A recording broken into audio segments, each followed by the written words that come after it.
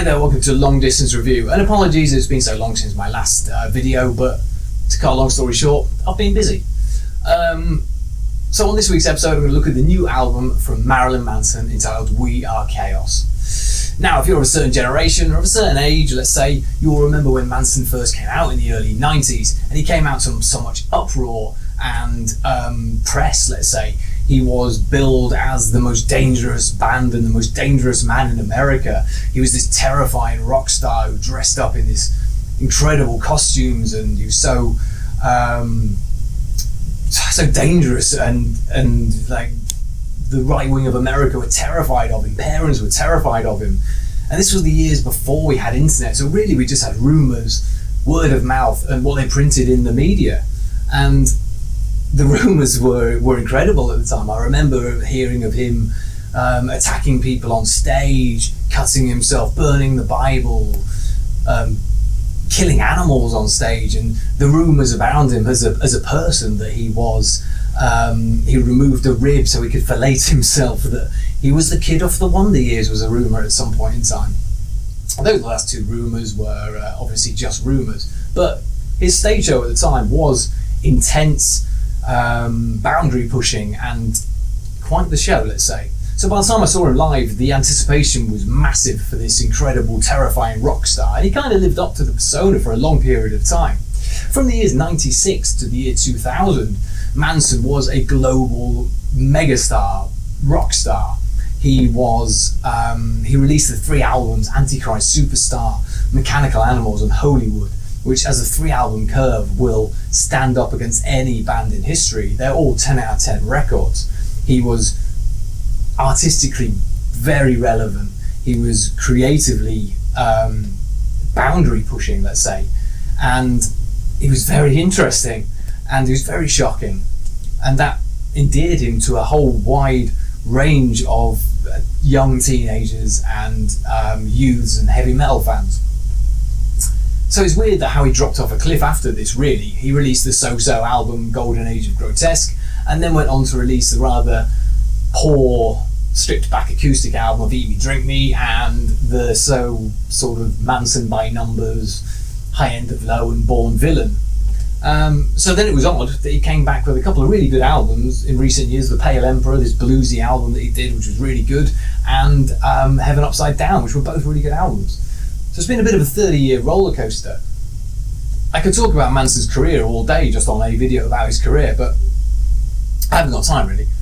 He is a very David Bowie-like character. He reinvents himself. He is never boring. He's always relevant. He's always interesting no matter what he does, and he always pushes boundaries. So here we are with his new album, We Are Chaos. And for this album, he's teamed up with country music singer and producer Shooter Jennings. And his original band's all gone now. He doesn't work with Twiggy Ramirez anymore. So it really is, this album is him and Shooter Jennings. And we were all sort of worried, were we going to get a Marilyn Manson country album? Because he's pretty much done everything else. And there was even some pictures of him with a country cowboy hat on, and I think in true Manson style he was kind of baiting us all with that one. But the lead single of the album a month ago was We Are Chaos, the title track, and it was okay. I was quite less enthusiastic about it than some. I thought it was okay. It has a really good chorus, but it was very stripped back. And I thought, all right, it's always odd. The first single should be a song that is indicative of what the album's going to sound like. But I think in Marilyn Manson style, he's just thrown this song at us, and it isn't really a taste of the whole album. But I think that's because the album is very varied. The lead song off the album, first song, is a very bass-led, heavy song called Red, Black and Blue, which Manson's vocals very successfully portray a sort of ominous tone, and this inevitable dread it builds up a little bit. And it has this chugging 90s guitar, which is really reminiscent of his early days. But I think the success of this track is the subtleties in the mix and the layered vocals and the keys behind it, which I think this album, that's what this album is. It works very well. The more you listen to it, there's a lot of subtleties in here that are very, very good. The second song on it is the single We Are Chaos, which I still think is a little bit out of place in the sequencing. It still feels like a closing track, but it has this glorious chorus that really soars and rises above the more stripped back track. It's not a bad song, I just don't think it's a good choice as a single. I didn't think it was, and it's probably not a standout track on here in my eyes. This album itself is heavily Bowie influenced, I feel. There's a lot of glam on here, but in terms of the mix and the synths and the sort of 80s nostalgic feel, the glam rock side of thing, it feels very Bowie influenced, which Manson has done a lot of times. In terms of a Manson album, this feels hand in hand with Mechanical Animals at times, especially on a song like Don't Chase the Dead, which has this glam industrial march accompanied with these glorious keyboards. And it's a fantastic song, that one works really well. I mean, Manson's always dipped his toes into many areas of music. He did blues on the last couple of albums a little bit, and on this one he dips his toe into almost Springsteen-esque Americana on the ballad song Paint You With My Love, which is one of the best songs on here. His croon works really, really well over Henning's piano work, which it's almost Elton John balladry, but it has this Manson croaky, breathy vocals over it, which I really thought works well.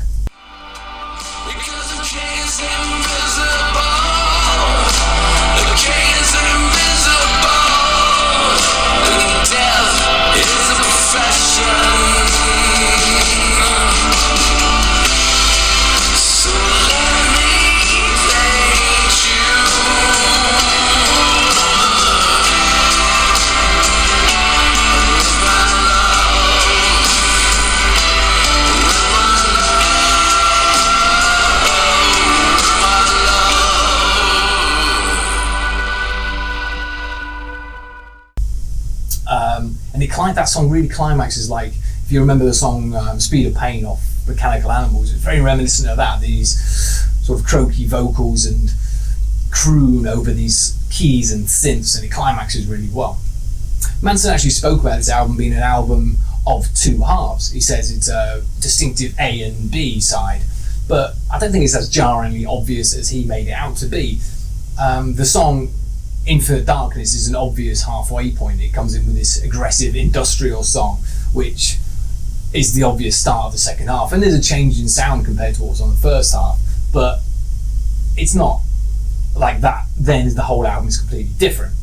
It's a decent enough song though. If you like the old nostalgia industrial Manson, you'll love that song.